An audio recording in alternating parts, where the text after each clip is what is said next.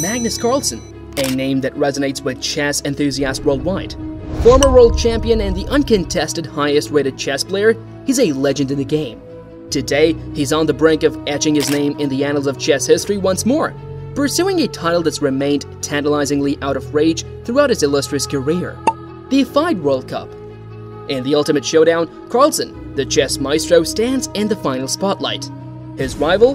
Praggnanandhaa, an 18-year-old chess sensation hailing from India. This epic battle transcends generations, a true test of wits, and a clash of styles in the heart of one of chess's most prestigious tournaments. Now, let's dive into the heart-pounding action. The classical games between these two titans ended in a draw, setting the stage for rapid tiebreaks. Pragg seizes the white pieces and kicks off with e4. Magnus, always quick on the draw, counters with e5. And as both players nimbly maneuver their knights, the board unfolds into an Italian. So far, so symmetrical. But then Pragg plays a4, and Magnus, not one to stick to convention, throws the symmetry aside and goes for d6, fortifying his e-pawn. As the battle unfolds with more developing moves, both players decide it's time to part with their dark squared bishops. It's a pivotal moment. The game is delicately poised, with both minds locked in a fierce contest. Their knights, vigilant and calculating, inch ever closer to their opponent's kings, setting the stage for a decisive maneuver. Suddenly, Magnus unveils c6, a cunning move that threatens d5 and threatens white's bishop. Pragg, however, marches to the beat of his own chessboard, shifting his queen a square to the right, aligning his forces towards Magnus's king. Magnus, undaunted, pushes forward with d5, forcing Pragg's bishop into an awkward defensive position, right in front of its own pawn. Both grandmasters unleash their queens, their every move calculated to the last detail, knowing that a single misstep could unravel their defenses. And then, in a pivotal moment, Magnus plays g6, creating a potential opening for Pragg's queen. But wait for it! Pragg misses it! Magnus capitalizes by trading off Pragg's menacing knight. With the threat slightly diminished, Magnus offers a queen trade, aiming to strip Pragg of his active pieces. Pragg, after careful contemplation, accepts the trade, ushering in the endgame, a decision that might come back to haunt him. After a few more pawn exchanges, Magnus maneuvers his rook to the open file, pressuring Pragg's knight.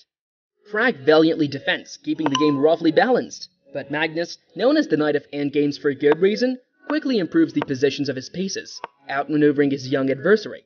Now, Magnus's knight occupies f4. His rook dominates the semi-open h-file, while Pragg's bishop languishes behind a wall of his own pieces. And then, the moment of truth. Pragg plays a6, yielding a pawn. Desperate to regain the lost pawn, Pragg deploys the power of his bishop and knight.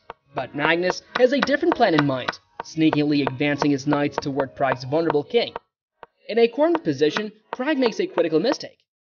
Rook c2, the final nail in his coffin. Magnus strikes with knight h3, followed by rook a3.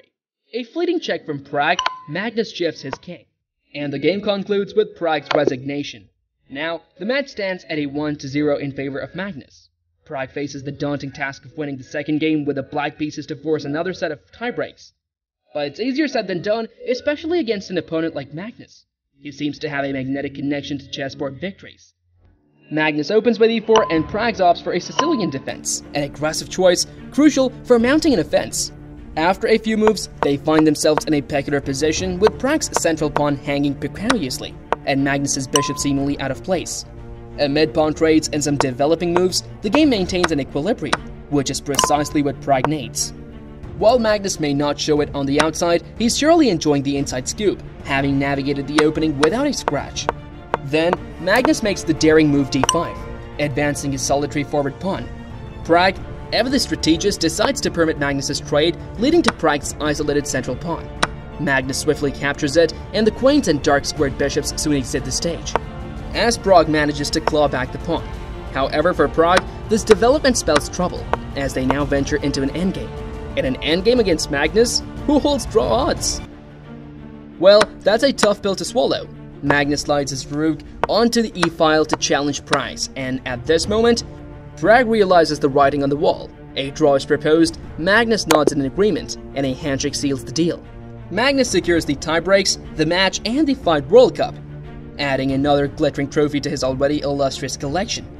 In the end, Magnus Carlsen proved once more why he is considered one of the greatest chess players in history. As for Pragg, well, they say you'll learn more from your losses than your wins. Perhaps he'll take away valuable lessons from this epic showdown. Until next time, let's continue to enjoy the thrill and drama that chess brings to our lives.